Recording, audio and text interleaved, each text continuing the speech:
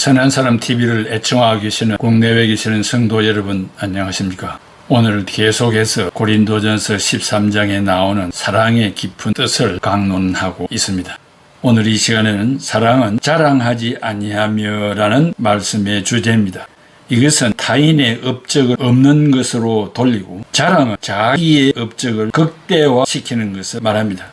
투기가 상대방을 향한다면 자랑은 자신을 향하는 것입니다. 자랑은 헬라말로 페르페류의 타이, 영어로 boast를 배인이라 하는데 유명한 마펫 박사가 지적한 대로 이 자랑은 자기 자신을 전시하는 것입니다. 나아가 자기의 헛된 영광을 드러내는 것입니다. 그러나 참된 사랑은 자기를 전시하지 않습니다. 과장도 하지 않습니다. 고린도 교회의 문제가 무엇입니까? 고린도 교회 성도들의 마음가짐이 온유하고 겸손하는 것보다 모두가 다 으뜸이 되고 높임을 받고 뛰어난 자가 되기를 원했습니다. 자기의 파벌적 세력 확장과 자기 세력 확장에 열심하는 사람들 때문에 분열, 시기, 질투의 어두움으로 가득한 육적 교회로 타락하게 되었습니다. 바울은 이 교회의 근본적인 문제가 아가페적 사랑을 배우지 못한 것을 지적하고 있습니다. 왜냐하면 아가페적 사랑은 자기를 자랑하지 않기 때문입니다. 예수 그리스도의 사역의 특징은 자기 자랑이 없었다는 것입니다. 큰 표적이나 이적 기사가 있을 때에도 자랑하지 않고 무리들을 피하여 한적한 곳으로 가셨습니다. 예수님은 신문에 자기 이름을 대서특필하는 것 대신에 고요한 곳을 찾으셨습니다. 지금은 흥금한 것을 신문에 내고 아무것도 아닌 것을 과대 광고 선전을 하는 시대입니다. 유명한 아시스의 성자 프랜시스는 한 번은 병자를 위해 기도했는데 완쾌되었습니다. 사람들이 그 사실을 이야기하자 소문이 퍼졌습니다. 그래서 프랜시스는 기도했습니다. 주님, 제가 병자를 위해 기도했더니 완쾌되었는데 제가 고친 줄 알고 이렇게 많이 찾아옵니다. 병을 고칠 수 있는 신유의 능력을 내게서 거두어 가소서. 사람들이 저를 쳐다보지 않고 주님만 쳐다보게 도와주소서. 이렇게 기도했습니다. 철저하게 자기의 이름 세자를 땅에 파묻기를 원했던 프랜시스였습니다.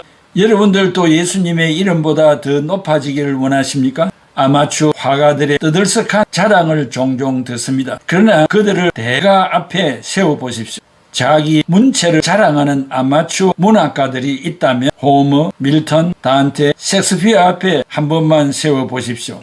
내가 왜 이런 이야기를 합니까? 자기 자랑을 극복하는 비결은 대가 앞에 서는 것입니다. 자기 자랑이 망령이 내 인격을 추하게 만들거든 전능자 하나님 앞에 서보라는 말입니다.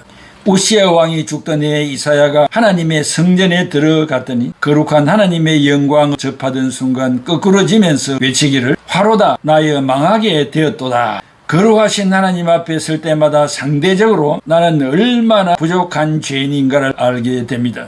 왜 교만합니까? 왜 자기 자랑에 돛이 됩니까? 입만 벌리며 자랑합니다. 남편 자랑, 자식 자랑, 지식 자랑, 직업 자랑, 가문 자랑 등 이런 류의 사람들은 절대자이신 하나님을 본 경험이 없기 때문입니다. 마귀는 하나님과 같이 데려다가 영원히 추한 악의 피조물이 되고 말았습니다. 하나님과 동등이신 예수 그리스도는 오히려 하나님과 동등됨으로 여기지 아니하시고 자기를 낮추셨습니다. 극적인 대조입니다. 바울은 십자가의 은혜를 체험한 후 예수 그리스도의 십자가 외에는 자랑할 것이 없다고 했습니다. 바울은 자랑할 것이 많은 사람입니다. 당대 유명한 가멜리엘 문화에서 공부했습니다. 그리고 로마 시민권을 가지고 있었습니다. 그 로마 시민권은 세계 여행의 자유가 있었습니다. 바울은 유대의 귀족 출신입니다. 그런데 바울은 이 모든 것을 배설물로 여겼습니다. 그 이유는 예수 그리스도를 아는 지식이 가장 고상하기 때문이었습니다. 나는 십자가 외에는 아무것도 자랑하지 않기로 결심했다고 했습니다. 예수 그리스도의 사랑에 빠졌기 때문입니다. 사랑은 자랑하지 않는다고 했습니다. 기억하시기를 바랍니다. 로마의 멸망은 사회적 타락과 윤리 도덕적인 타락이 그 원인이었습니다. 서양 윤리의 근본은 십계명인데 존 F 케네디가 미국 대통령이 되어 모든 학교 교실에 붙어있는 십계명을 제거하고 공적인 모임의 기도로 시작하는 것을 중단시켰습니다. 그리하여 윤리 도덕이 없는 제 멋대로의 삶을 살아 날이 갈수록 더 많은 강력한 사건들이 일어나고 있습니다. 우리 한국도 마찬가지로 기독교가 전파되기 전에 삼가 오륜이 기조를 이루어 왔습니다. 현대는 서양의 문화와 동양의 문화가 믹스가 되어 무엇이 옳고 그른지를 분간할 수 없어서 제각기 이기적인 생각으로 살고 있습니다. 이제 우리 모두 동서양을 초월하여 올바른 가정과 사회를 건설하기 위하여 새로운 윤리를 받아들여야 하겠습니다. 새로운 윤리가 바로 예수 그리스도의 사랑입니다. 예수 그리스도의 아가페 사랑은 삼강오륜보다 더 위대합니다. 그 이유는 예수 그리스도의 사랑을 받아들이기만 하면 윤리 도덕을 초월하는 기적이 일어나기 때문입니다. 인간이 어떻게 부모님을 섬겨야 하며 이웃을 내 몸과 같이 사랑하며 사회를 위하여 내가 봉사할 것이 무엇인가를 알게 되어 헌신적 모범자가 됩니다. 나아가 예수 그리스도의 사랑을 체험하게 되면 악한 사탄의 권세를 물리치게 되고 남을 나보다 낮게 여기고 항상 배려의 삶을 살아 소금과 빛의 삶을 살게 됩니다. 오늘의 한국 사회를 더 건강하게 만들기 위하여 사회의 빈부의 갈등을 제거하고 부정직한 사회와 가정의 문제를 해소해야만 합니다. 그리고 평등, 공정, 정의로운 사회를 만들기 위하여 예수 그리스도의 사랑이 임하면 인내하게 되고 온유하고 투기하지 않으며 자랑하지 아니하며 교만하지 아니하며 무례히 행치 아니며 자기의 유익을 구하지 아니하며 성내지 아니하며 악한 것을 생각지 아니하며 불의를 기뻐하지 않게 됩니다. 그렇다면 어떻게 예수 그리스도의 사랑을 소유할 수 있겠습니까? 우리가 살아온 길을 돌아보고 철저히 회개하고 예수 그리스도를 나의 구주와 주님으로 영접하면 새 사람이 되는 것입니다. 예수 그리스도가 앞에 사랑의 화신입니다. 그리하면 우리의 마음에 잔재해 있는 어둠과 걱정과 근심과 모든 불의가 떠나가고 제2의 인생을 살게 됩니다. 이런 사람들이 모여 사는 곳이 교회입니다. 오늘 이 시대에 필요한 새 윤리가 바로 예수 그리스도이십니다. 교회는 결단코 자기를 자랑하지 않습니다. 왜냐하면 예수 그리스도께서 우리를 위하여 희생하신 제자들이기 때문입니다. 고린도전서 13장 4절의 사도 바울은 사랑은 자랑하지 않는다고 증거합니다. 그러나 우리는 세상에서 자랑해야 할 일이 있습니다. 하나님의 성호를 자랑해야 합니다. 그리스도 예수 안에 있는 하나님의 일에 대해서 적극적으로 자랑해야 합니다. 사도 바울이 표현한 대로 지나치게 하여도 부끄럽지 않는 일들입니다. 고린도서 10장 8절에 주께서 주신 권세는 너희를 무너뜨리려고 하신 것이 아니요 세우려고 하신 것이니 내가 이에 대하여 지나치게 자랑하여도 부끄럽지 아니하리라고 했습니다. 그런데 왜 사도 바울은 사랑은 자랑하지 않는다고 말했습니까? 인간적 자랑은 듣는 사람을 절망으로 몰고 가기 때문입니다. 이것이 바로 인간적 자랑이 안고 있는 사단적인 요소입니다. 여러분이 만일 좋은 부모를 만나 많은 유산을 물려받았다고 생각해 보십시오. 여러분은 하나님의 은혜라고 자랑할 수 있지만 재산을 물려받지 못한 사람의 입장을 생각해 보십시오. 부모님으로부터 가난만을 물려받은 성도가 이 이야기를 들었다면 그의 절망이 얼마나 크겠습니까? 그의 상심이 얼마나 크겠습니까? 그가 과연 가난한 형편을 하나님의 은혜라고 인정하겠습니까? 오히려 하나님은 불공평하신 분이라고 생각하지 않겠습니까? 세상은 열심히 일하고 노력한 사람이 잘 사는 정의로운 세상이 아니요 좋은 부모와 좋은 행운을 타고난 사람의 세상이라고 생각하지 않겠습니까? 이렇게 인간의 헛된 자랑은 사람을 절망으로 몰고 갑니다. 사람의 선한 의지마저 좌절시킵니다. 또한 독한 시기를 불러일으켜 헛된 자랑의 경쟁에 불을 당깁니다. 그래서 정말 사람을 사랑하는 사람은 어떠한가 자랑하지 않습니다.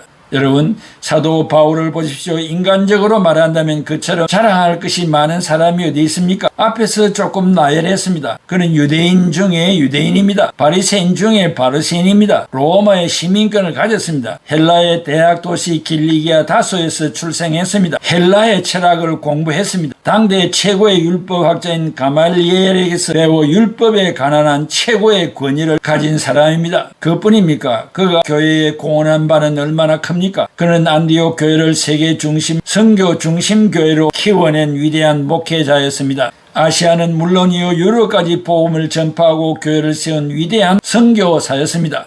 복음의 신학적 초석을 놓은 위대한 신학자였습니다. 또한 그는 3,000층을 직접 목격하고 왔으며 수많은 기적을 일으켰습니다. 이와 같은 위대한 인물이 또 어디 있습니까? 그런데 그가 이러한 것들을 자랑했습니까? 아닙니다. 오히려 그는 무엇을 자랑했습니까? 자기가 할 수 없이 자랑할 수 있다면 자기의 약한 것들을 자랑하겠다고 했습니다.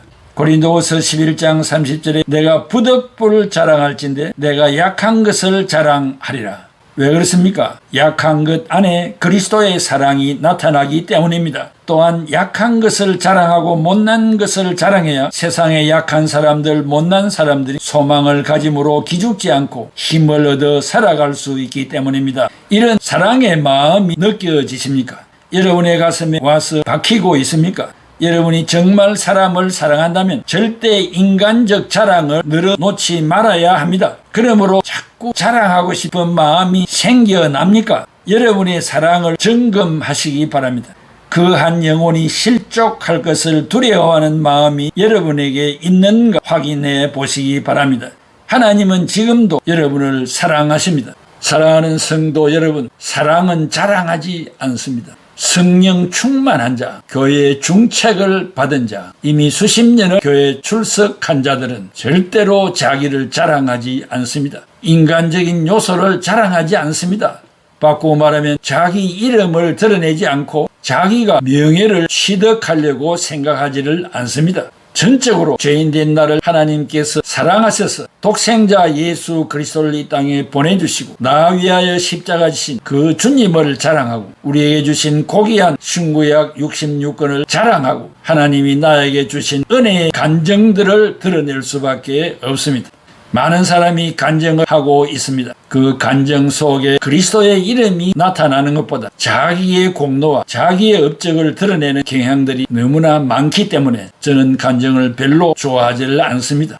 전적으로 입을 벌리면 예수, 복음, 은혜만을 나열하고 많은 사람들에게 증거하여 복음을 전함으로 성령이 함께하여 듣는 사람들의 마음이 변해지는 놀라운 기적의 역사가 있기를 바랍니다. 사랑하는 성도 여러분, 결코 자랑하지 맙시다. 기도하겠습니다. 고마우신 아버지 하나님, 사랑은 자랑하지 않는다고 했습니다. 그런데 우리들은 입만 벌리면 주님보다 나를 얼마나 많이 자랑합니까? 우리의 가문을, 우리의 가정을, 내가 나가는 직장을, 또한 이 세상의 모든 것들을 얼마나 많이 자랑합니까?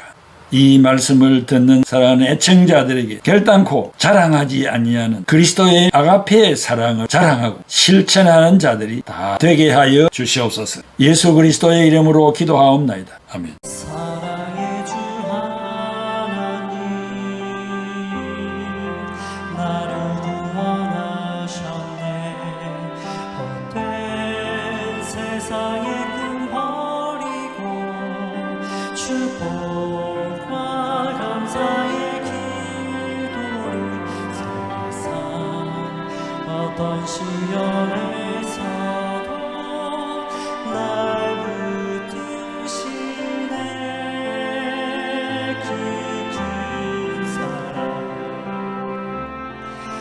날 사랑하네.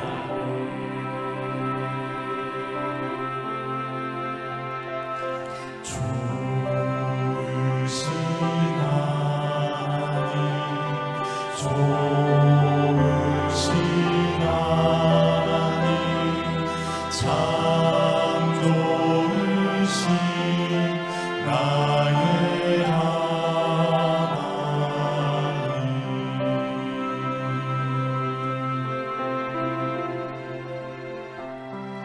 사랑의 주 하나님, 우릴 구원하셨네. 헛된 시기 질투 버리고 축복과 감사의 기도를 세상 어떤 시련에서도